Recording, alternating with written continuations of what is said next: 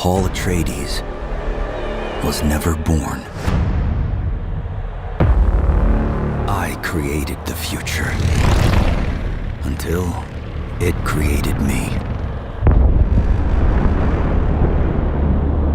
But I see a narrow way, a path that might have been.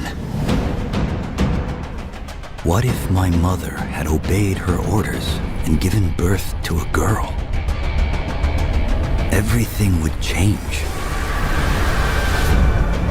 Dr. Yue exposed before his betrayal a world where my father lives. House Atreides surviving the Battle of Arrakis. Sardaukar deployed to protect the spice melange. A war of assassins spreading across the planet. Fremen exterminated.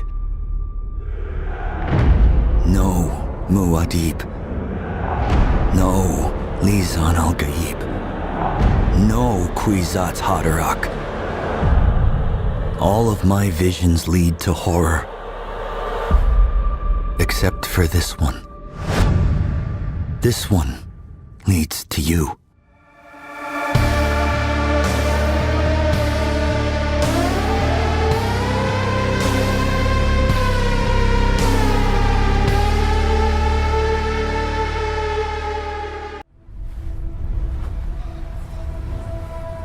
Arrakis is a test.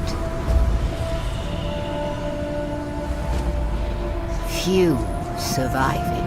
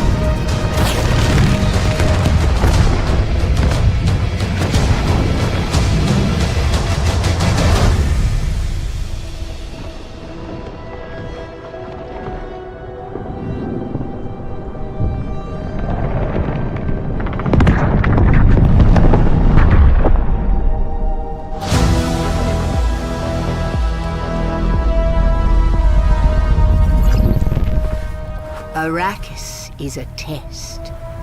Few survive it. But the humans that do awaken.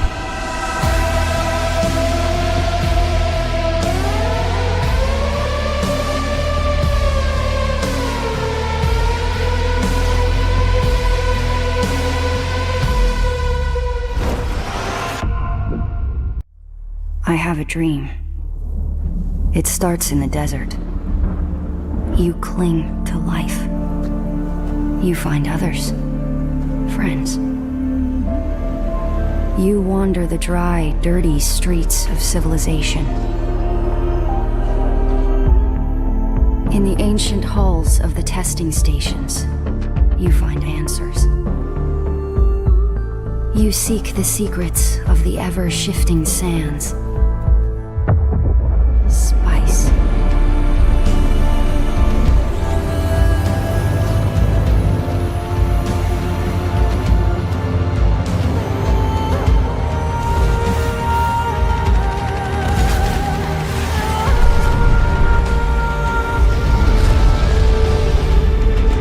You do all of these things in my dream, Sleeper. I am terrified of what happens when you awaken.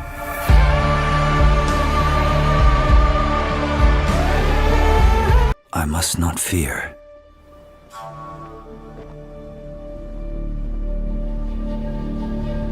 Fear is the mind killer.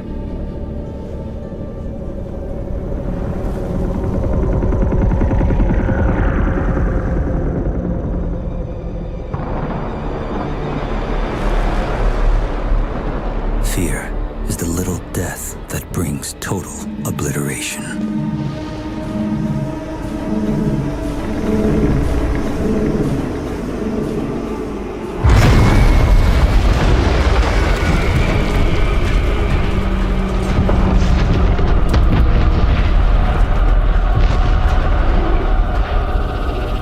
I will face my fear. I will permit it to pass over and through me. And when it has gone past, I will turn the inner eye to see its path.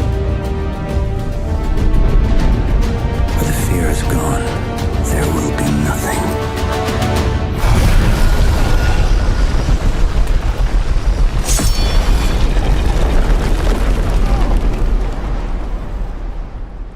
Only I will remain.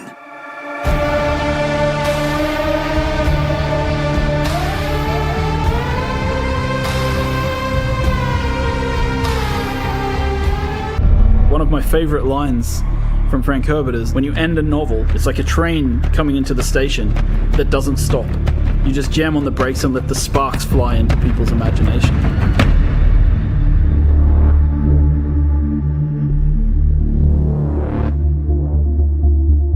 Arrakis is a test, is what the Fremen say. And the player comes right into the heart of that test. Dune Awakening is a survival game at the base level. And it begins like a traditional survival game, like you're looking for water, you're looking for shelter. Where will you find water in the desert? Will you take it from others? So when we talk about survival, sure, we start with the basic kind of survive. And then when you've survived long enough, it's now time to think about political survival and how you progress within the universe. The approach we take when building a world like Arrakis is we kind of have to think about where are the stark lines and how do we draw these epic spaces? How do we make them feel huge and the player feels dwarfed by everything they see around them? The intention was every time we saw the desert, it was highly brutal, and if you went out into the desert without the right protection and without the right knowledge, that it was sure death. If we looked at references from some of the hottest deserts in the world, the visuals that we saw from those deserts weren't enough. We needed this world to be even harsher. So we've been working with Legendary since the very beginning. They've been very generous with sharing with us assets from the film and allowing us to see things from the film and allowing us to really understand the vision that Denis Villeneuve has for the world and his characters and the way he's grounding Arrakis. But of course, a game is a much larger scale, so we need to expand upon that vision.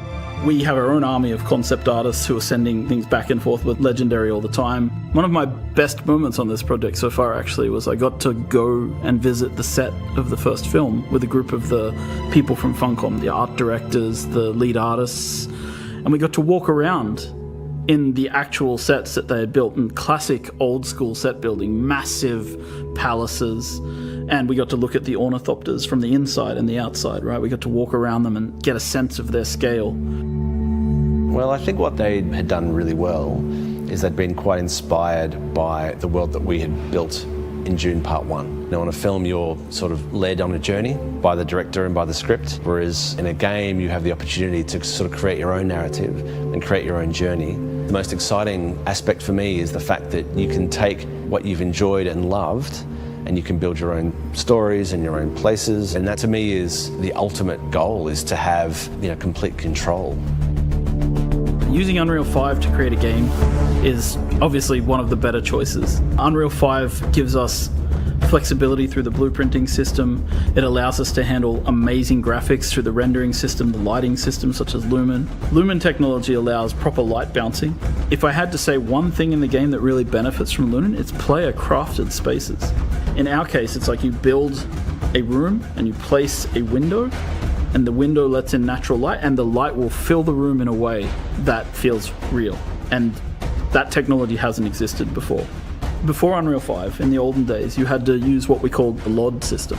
And that meant that you had to create assets at different LOD levels, so it doesn't slow down everybody's computer. With Unreal 5, we have this new technology called Nanite that breaks things down into the right amount of polygons at the right distance. So for us, as a company, this has made an amazing difference to the visual detail of the world. It allows us to create one really amazing looking cliff piece, for example, and then doesn't matter how far away or how close we place it, it performs well and it looks great. Where Unreal worked for us on Dune was that it was a fantastic pre-production and planning tool. On Dune Part 2 we had some very complicated scenes and we were able to previs all the way from Budapest what the light was going to be doing well in advance. It's the only tool that I've used, I would say, in my 25 years of shooting that is able to be used across a wide spectrum of films by different types of filmmakers. The most iconic creature in the Dune universe is the sandworm of Arrakis. And so we've tried to represent this in the game in multiple ways. So as a player, your first steps on the open sand, you hear the hiss of the sand in the distance as the sandworm begins to move towards you. And when it gets close, you hear the roar as it erupts from the sand nearby. And at that point, you have only seconds to live if you cannot make it to rocky ground. So this is your first experience with sandworms. And these are the little ones. When you go into the deep desert, when you're harvesting spice, the giant ring-mouth sandworms that we've seen in the film will erupt underneath the spice blows and suck harvesters and equipment down into the sand beneath them. There's really only one rule. The sandworm will always come. Humans have always had this innate drive to create something, to build worlds, whether it's in their head, whether it's in text, whether it's on screens, whether it's in games. Funcom as a company has been on this journey for a long time, creating multiplayer worlds where players can live out their dreams and fantasies. We were there in the beginning with massively multiplayer online games. We've been there in the beginning with survival open world crafting games. And Dune is a combination of those legacies, bringing us forward into the future. It's the culmination of what Funcom means as a company and what we can deliver. And this legacy means that we need to really pay attention to what we're creating and how we create it for the fans. Because I think at the heart of this, there's a lot of people out there who really want to live in the universe that Frank Herbert created. And they really want to live in the visual world of the films that they see from Villeneuve.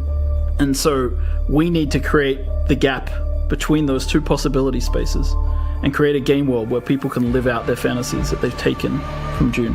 And yes, it's a huge legacy, and it feels at times extremely overwhelming, but we really hope that we can deliver something for everybody.